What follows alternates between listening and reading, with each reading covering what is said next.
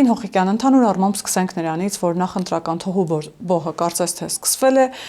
ինչ տպավորություն ունեք դուք եւ ինչպես եք գնահատում այս գործընթացները, հատկապես հաշվի առնելով հակակոռուպցիոնի վերջին բացահայտումները, կարծես թե ըստ էության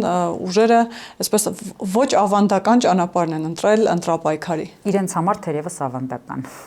Եթե հետ նայենք, թե նախկինում էլի նույն միջոցներով ինչպես էին նրանք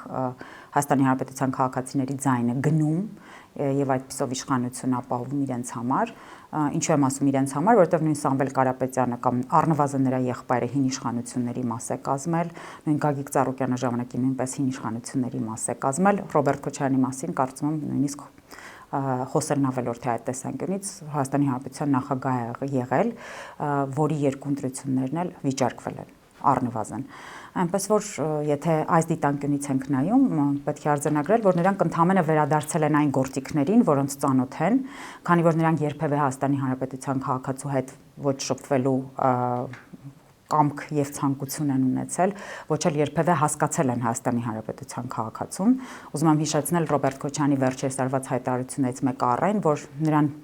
առանձնապես մեծ հաճույք չի պատճառում շրջելը եւ մարդկանց հետ հանդիպելը, բայց դե դա ռեյտինգների վրա լավ է ազդում, այդ իսկ պատճառով ստիպված է, հենց եթե չեմ սխալվում, հենց ստիպված է բառնել նա օգտագործեց։ Այնպես որ անցել են հին, այսպես իրենց հին մեթոդներին։ Հատկանշական է նաև, որ